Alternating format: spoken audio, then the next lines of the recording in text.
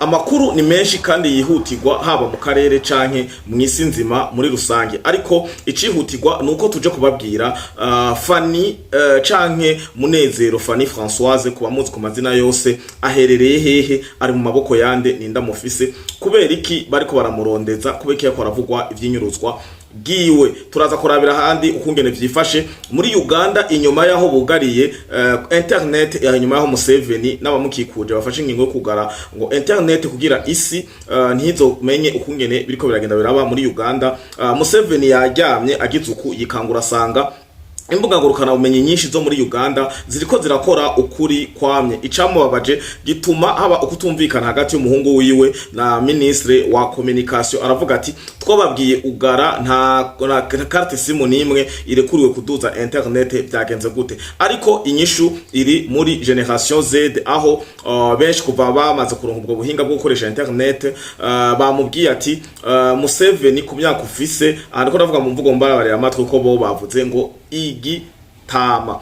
Museveni ngo ku myaka ufise wewe ntushoboye kudusumva ubwenge twebwe Gen Z, kuko turafise ubumenyi bwinshi bwaba ubwo twarahuye mu mahanga nubwo twigiye hano muri Uganda. Abakozi ba Kampala canke abakozi ngo ba Uganda kuri IT ntibashoboye kudushikira twebwe Generation Z, ngo kandi tunakwibutse neza ko bamwe mu bashaka ko uva ku buyobozi bari muri yo IT nyene, muri ayo mashira hamwe agenda atandukanye mwabwiye yugare connection. Nashaka nababwira mwe ntasaragaye ko batoye façon yo kuyaga bakoresheje internet mu buryo bwihuse cyane, za VPN n'ibindi byinshi bafite ndagura. Ndaza hano ndabibereke mu reresi mwido nido. Turarabira kandi hamwe no kungene Irani yamaze gutangura kwirukanga ku bantu wese yitwa ko ari umunyamerika canke ngo ufise ubwene gihugu bubiri. Aha ni mu gihe leta ya Irani mu mategeko ya Irani ngo bitemerewe ko umuntu agira ubwene gihugu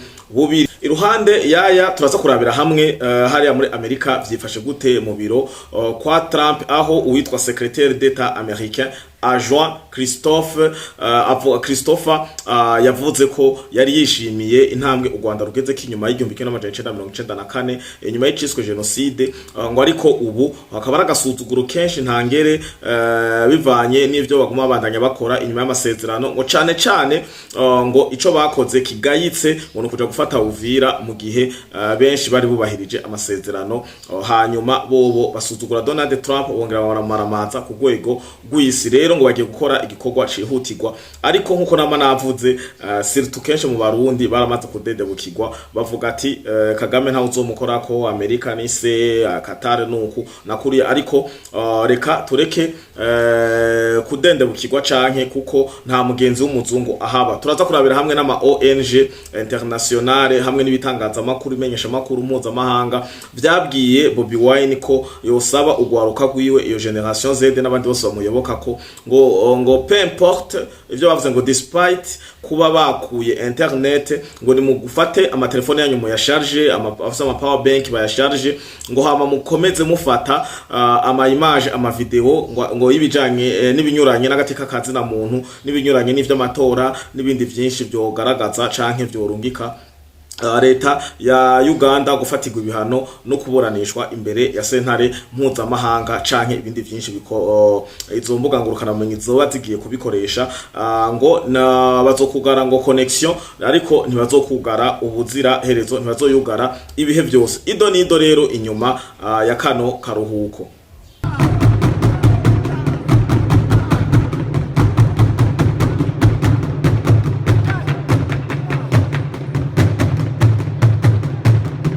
Ikaze bakunzi ba Vle Podcast TV, mwe mudukurikira muri mu gihugu cy'u Burundi, muri mu mahanga, muri Afrika muri rusangi, Amerika, Aziya, Oceani, Iburayi, eka mu mfuruka zine z'isi. Turabahaye ikaze muri ano makuru n'ubusesanguzi bwo kuri no munsi igenekezo rya 14 ukwezi no kwa mbere umwaka wa 2026. Reka dutangure kuno hama tubandanye nibikurikira.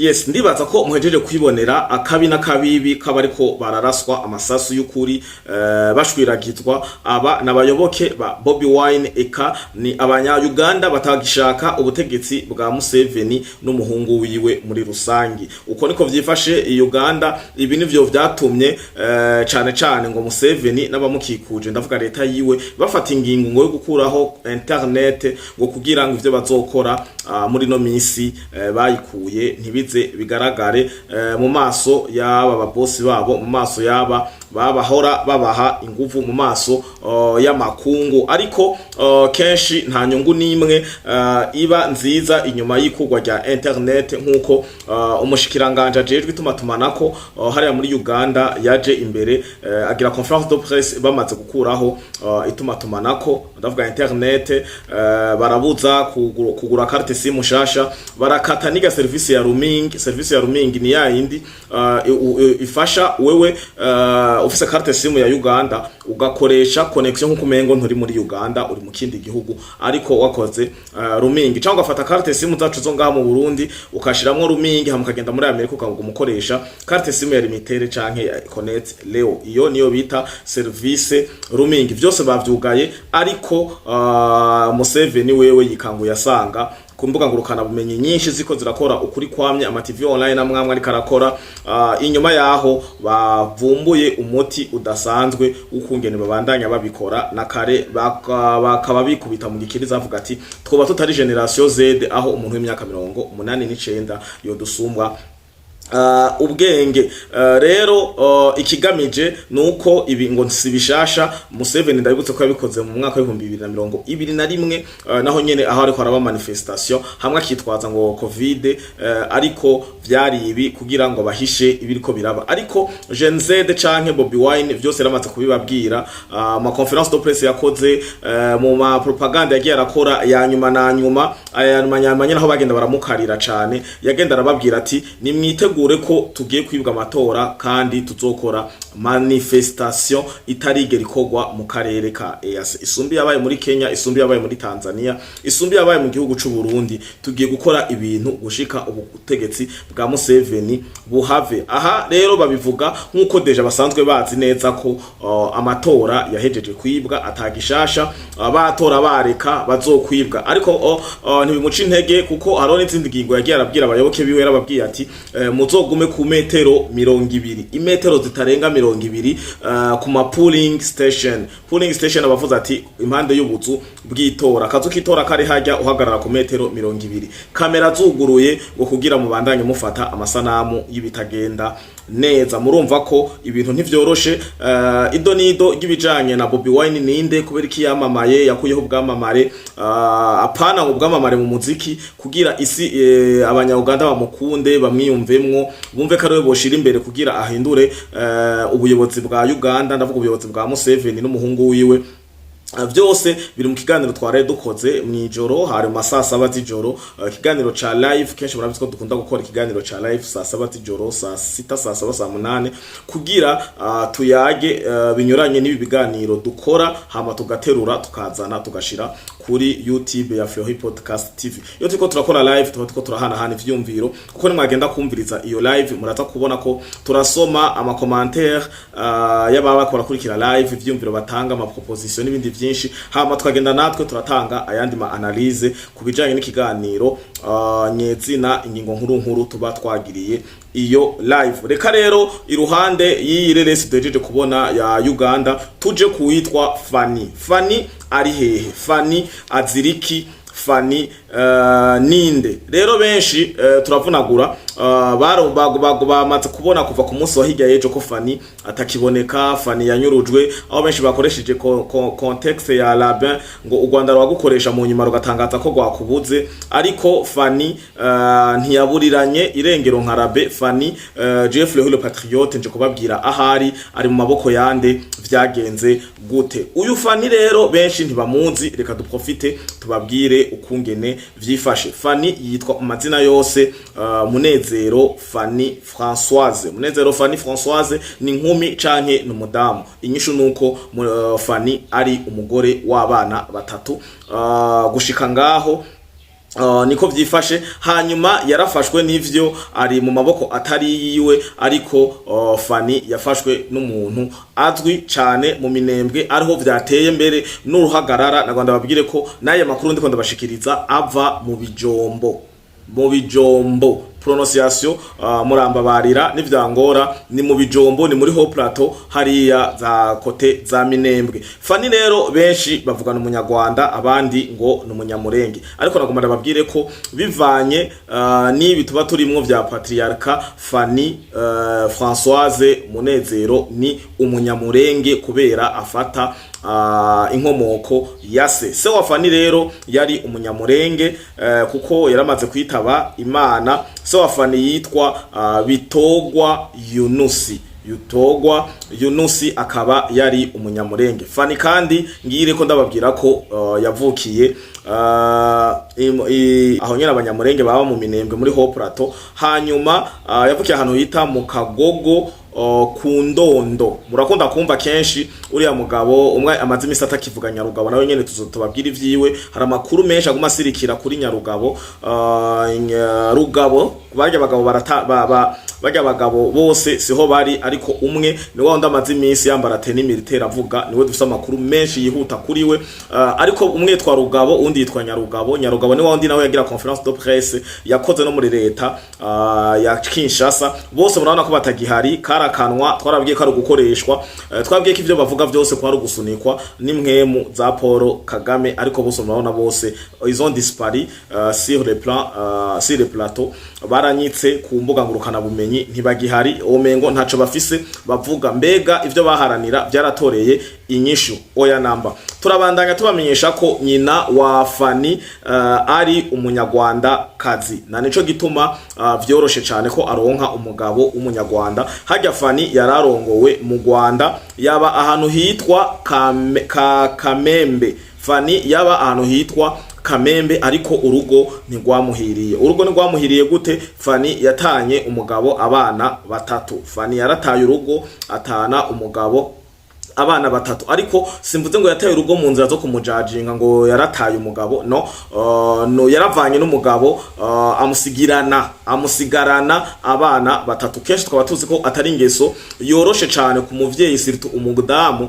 ava mu rugo agasiga abana abasigira umugabo. Kenshi umudamu agenda atwaye abana, nico gituma umugore iyo yahukanye agasiga abana bakunda kuvuga ati ngo yarataye abana. Nuko biri, nico gituma nakoresheje iyo mvugo, ariko si kumujajinga kuko ivyo bapfuye ntavyo nzi, na nico gituma ntariko ndavyinjiramo. Ndi hano kugira ndababwire Fani ninde, kugira mu mwumve neza ico ari karazira, kuko Fani ivyo azira mwobona karajya amajambo gusa, ariko nibirebire, ahubwo bari baramurondeye kuva kera, baramubuze baca badugira kurajya amajambo. Rero Fani nkuko nababwiye no mudamu w'abana batatu, yahora ba Kamembe mu Rwanda. Rero aheruka gufatwa avuye muri Haut Plateau, yari yagiye muri Haut Plateau aha mu bijombo, nako nababwiye agiye kuramukanya. Yarabayeyo mu mahoro ijoro rimwe, amajoro abiri, amajoro atatu, agize ukungwa arasubiye inyuma, niho yaca ategegwa n'umuntu yitwa Colonel n'umuntu yitwa Caporale Se Matama. Caporale Se Matama muramuzi, imbiri bindi yatumwe na Paul Kagame hariya mu Minembwe kugira ashire mu ngiro igikorwa cyo guhonya abanyamurenge, nkuko bisanzwe bizwi, nkuko dusanzwe twabibabwiye ko abanyamurenge ntimuri muri security na gatoyi mu gihe mugikorana n'uyu Caporale Se Matama. Rero Fani bimeze gute? Afise imizi kuki Fani bamukoreye bino inyuma yaha. Bego nivyo yaravuze amajambo menshi ashira habona amahoro peace y'abanyamurenge iri muri Amerika, ukungene bashira uburyo hamwe amadolari 50, 30, ijana, igihumbi, ngo bakagura inkoho, bakagura ibikoresho bigenda bitandukanye, bagafasha twigwaneho na AFC M23. Akongera akababazwa cyane gose idio iri kirasirikira ni audio twumva Fani ababazwa nuko umusaza wiwe yashizwe mu gisirikare, ariko ngo abana baba bategetsi turavuga nka base Matama n'aba bandi banyamurenge bari hejuru bavuga ati kubera iki abana banyu bobo bari ku mashuri, bari ko bariga, bari mu bikorwa, bari mu myuga, ariko abacu akaba ariko mushira mu mirongo y'urugamba. Aho byavyuye icuka cyane kinini y'abanyamurenge, aho bavuga ati none ni bwa bundi rega Fani vyavuga nivyo. Kumbe mu banyamurenge hari ibintu bita ngo imiryango, bimwe nigera kubakorera kugiraniro ndiko ndavuga ku vy'abanyamurenge bijya vy'aba imiryango igenda itandukanye abavuye mu Burundi, Uganda, Rwanda n'ahandi hagenda hatandukanye. Rero Fani agaragaza ijya burya butumwa agaragaza avuga ko hariho abanyamurenge bagenewe gutogwamwo abaja gupfa, abaja kugwanira abo bandi banyamurenge bavuga ngo ni iteka ry'abandi banyamurenge. Aho Fani we atabibona uko yababaye cyane kumva musaza wiwe bamusize ku mirongo y'urugamba. Fani rero ntabarandiriye uyu Munezero Fani Françoise n'umwishwa wa Koloneli Makanika. Koloneli Makanika mwenshi mumuheruka kera, muheruka mu ntango za zino migwano irakabira mu burasirazuba bwa Kongo, ariko Makanika ndabibutse ko yarashwe na drone ivuye mu Rwanda, yishwe na Paul Kagame urupfu rw'agashinyaguro. Aha ni igihe Makanika yase ko akorana na Paul Kagame, yase ko twigwaneho ikorana na Red Tabara na AFC M23, ariko mwarabonye nyuma y'urupfu rwiwe barabateye ubwoba, babandanya babica, babacengeteramwo, babarungikamwo Sematama n'abandi benshi bagenda batandukanye. Hama barateba baremera kuko twigwaneho ijya yemeye kuja gukorana na AFC M23. Benshi ntibari mu bayoboke ba Makanika, ahubwo mu bayoboke ba Makanika benshi bagiye baricwa. Nico gituma mwaguma mumva abanyamurenge baboroga bavuga ati ngo twari turyamye turi batatu, umwe muri twebwe twasanze yatuvuyemwo, bamuburiye irengero. Yari iyo strategy bace bakoresha, bace bafata abayoboke bose ba Koloneli Makanika, ariwe muyomba wa Munezero Fani Françoise, uyu nawe yanyurujwe na Kaporale Sematama. Uyu rero ngo akaba afungiwe mu bijombo. Ayandi makuru anyuranye nayo tuzoza turayabatohoreza, nitwayaronko no munsi turagaruka tubamenyeshe, ariko nataboneka turaza kubandanya dutohoza. Uko niko biri. Fani ari mu maboko ya Kaporale Sematama mu bijombo. Ifatwa giwe yafashwe n'abantu bambaye amakagule, bambaye ibimaske mu maso, yabonye abagwamwo, hanyuma bagenda baramuhata inkoni nyinshi birangira afunzwe. Uko niko biri.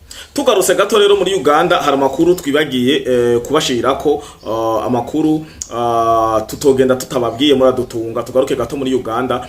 Muri Uganda bateresharge ikintu citwa IM Tunnel Lite VPN, nico bariko barakoresha. Ikindi naco nuko hari site uyu nyene Bobi Wine yahaye application yahaye aba banya Uganda bakoresha mu gukominikana bari offline. Ibi vyose bikaba bigaragarira muri kano kareresi twari tugiye tutabashikirije, muradutunga. Tubanze tugaruke kuri ino reresi gato murabo kungene abanya Uganda ugwaruka gwahagurutse, aho batanga strategy yo kuactiva amamega naho babikuye, canke ngo uyafise naho ugacikoresha ikici hitwa IM Tunnel Lite VPN. Nuko biri. Reka tubanze turabenereresi rero amatushe tugenda rimwe na rimwe mu yandi makuru. Anyige star press star 100 star 2 star 10 star 2 ash 10 star 2 star 10 star 2 hash agule learn from home data. It's going to give you options where you buy learn from home data. Ebajjamu options zao alondeko sente za sobola agule. Bomala okugula data oyo, After buying that data, gulawo Play Store wayo ejja kuba ekola. open your Google Play Store. Kubanga oyo data teyeetaaga internet. Oh, Play Store bwe gulawo downloading Tunnel Lite VPN. it says make sure that you download IM Tunnel Lite VPN.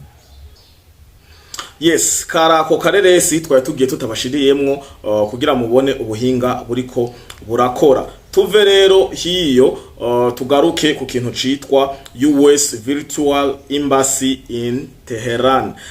Ni ambassade ya Leta Zunze Ubumwe za Amerika ikorera ku mbuga ngurukana bumenyi, aho banditse ibi bikurikira: umunyamerika wese ategetswe kuva muri Irani atarindiriye ububasha bwa leta zunze ubumwe za Amerika. Kare Amerika mu gukura abene gihugu bayo yatwara indege, amahelikoptere n'indege zigenda zitandukanye, canke bakabarihira amabiye davyo bagasohoka muri mu gihugu bashaka ko basohokamwo. Ariko ubuhoho Trump yababwiye ni mugwane mwifasha, ni mugiye aranje murabukungene muva muri Irani. Uwo vyankira kasohoka ngo arondera inzu abona ko yubatse neza, vise security, aho nane kaca nibaza none bahava baja mu mazu y'abandi bantu y'abayiraniye ameze neza, mu gihe abanyamerika basanzwe bako barakugwa birukanwa muri Irani ngo batahe iwabo, mu gihe umuntu wese afite ubwene gihugu, yaba ubwene gihugu bwa Irani n'abaperesi baca bakwita ko uri umuperesi. Ufite ubwene gihugu bwa Irani na Amerika bakwita ko uri umunyamerika, kubera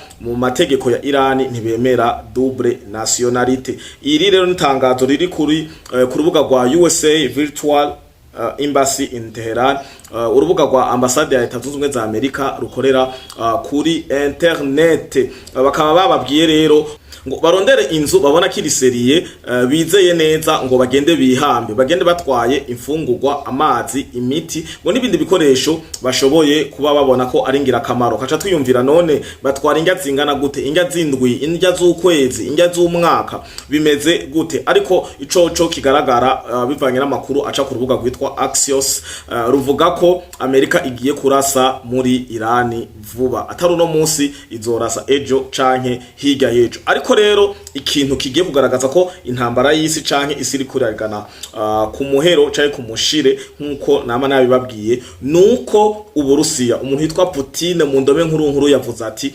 Uburusiya buri ku ruhande rwa Iran, ukihenduka rasa muri Irani uzo buri kurarasa Uburusiya. Urumva ko intambara yamaze gufata iyindi sura, kandi Donald Trump arashoboye kuba ari karagira shite libre idasanzwe. Swat azoba ari king w'isi, swat azogira shite libre ahakure ikimwaro, mu gihe Uburusiya, Ubushinwa na Korea, Irani n'ibindi bihugu byose sirtu na OTAN murana kitavuga rumwe na Donald Trump muri no minsi. Mu gihe mwabonye video ya Donald Trump acokora ibihugu vya Burayi harimo n'Ubufaransa, avuga ati mwe ntaco muri, Putin ntabatinya, Ubushinwa ntibubatinya, mu gihe tutaba muri kumwe canke mwihetse kuri Amerika. Akaba ari amajambo yababaje cyane Macron n'abandi bayobozi b'ibihugu bihurikiye muri Union Européenne. Uko niko biri rero, ngo uteye Irani uzoba uteye Putin.